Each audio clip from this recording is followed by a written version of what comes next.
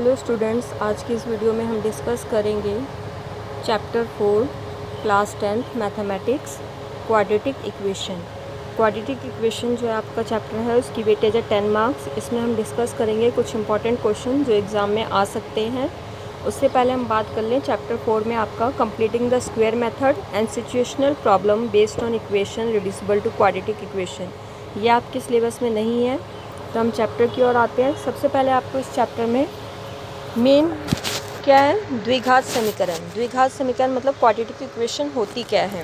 तो quadratic equation क्या होती है, कोई भी इक्वेशन जो ax square plus bx plus c equal to 0 की फॉर्म में हो, जहाँ a जो है वो 0 नहीं होना चाहिए, यानी a नॉट इक्वल टू 0, तो इसको हम बोलते हैं द्विघात समीकरण या फिर क्वाड्रेटिक इक्वेशन।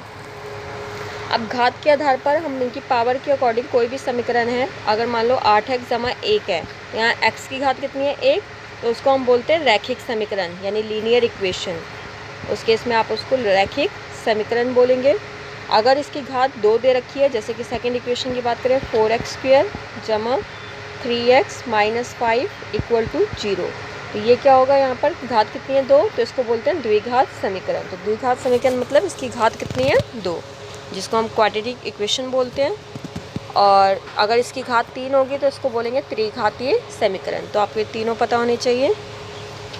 अब हमारा मेन आता है द्विघाती सूत्र। कोई भी इक्वेशन अगर हमें ax square plus bx plus c equal to 0 की फॉर्म में दे रखी है, तो हम इसको इसके मूल जो होंगे यानी इसके जो रूट्स होते हैं वो निकाल सकते हैं। x equal to minus b plus minus under root b square minus 4ac upon में 2a।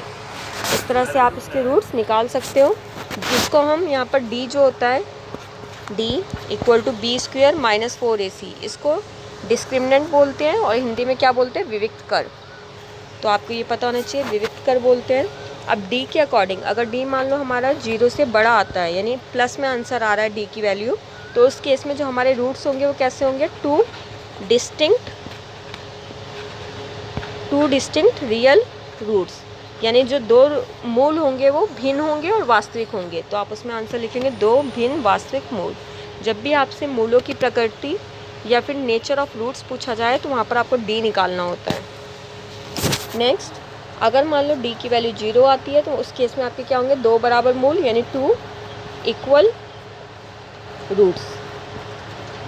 और अगर आपकी डी की वैल्यू लेस देन 0 होती है, यानी माइनस में आंसर आ रहा है, नेगेटिव आंसर आ रहा है, तो उस केस में आपका कोई मूल नहीं होता यानी नो रूट्स।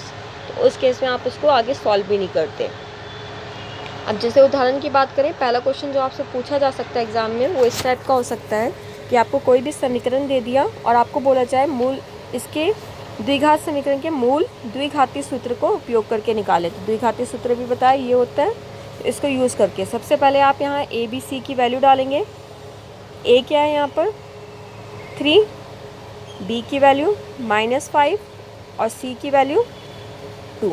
तो आपका जो एक्स स्क्वायर के साथ वाला नंबर होता है, जैसे 3x square minus 5x plus 2 दे रखा है, तो ये a हो गया, ये b हो गया -5 साइन के साथ देखना है, और ये c होता है आपका।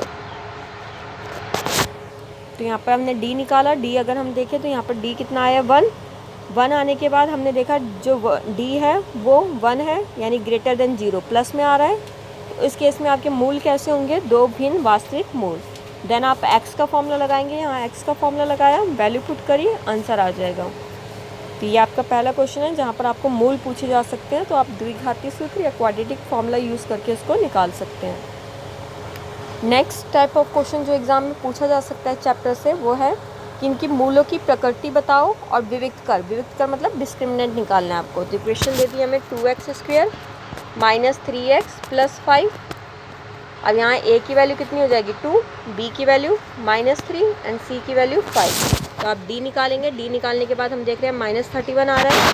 -31 मतलब लेस देन 0, d की वैल्यू -31 आई, लेस देन 0, तो इसके कोई मूल नहीं है यानी कोई वास्तविक मूल नहीं है।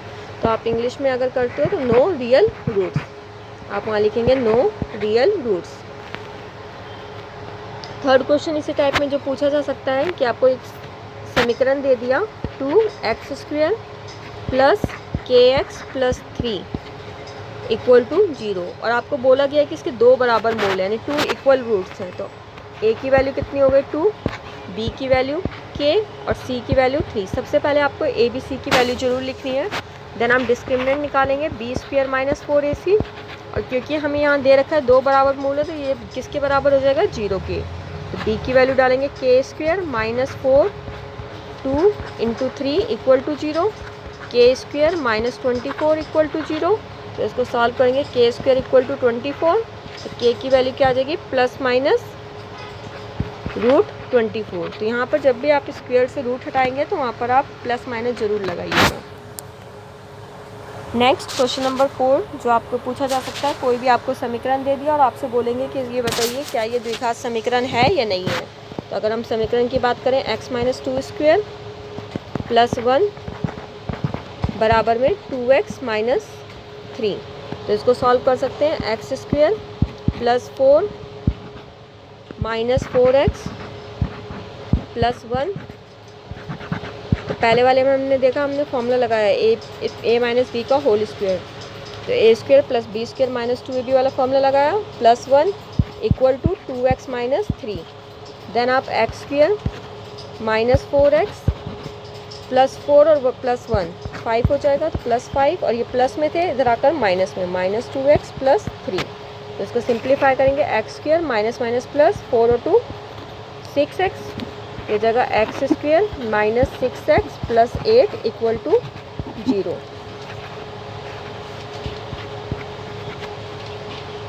तो हमने देखा यहाँ पर x की घात 2 बच रहा है आंसर में, तो इसका मतलब ये द्विघात समीकरण है। अगला प्रश्न आपसे पूछ सकते हैं कि कोई भी आपको समीकरण दे दिया, जैसे कि यहाँ पर दिया है 4x² प्लस 4kx माइनस 5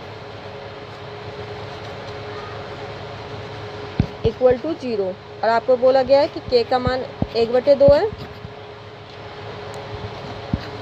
तो आप यहाँ k की वैल्यू निकालो कि आपका एक मूल दे रखा है, x का मान दे रखा है 1/2, तो आपको k का मान निकालना है। तो आप इस केस में क्या करेंगे, जहाँ पर भी x है वहाँ 1/2 डाल दो, जमा 4 गुना k गुना 1/2 माइनस 5 बराबर में 0, और सॉल्व करके आप आंसर निकाल सकते हैं। तो अगर हम सॉल्यूशन की बात करें, यहाँ पर सॉल्यूशन हमें देखने को मिल जाएगा, k की x की जगह 1/2 डाला, सॉल्व करा, तो k की वैल्यू कितनी आ रही है 2।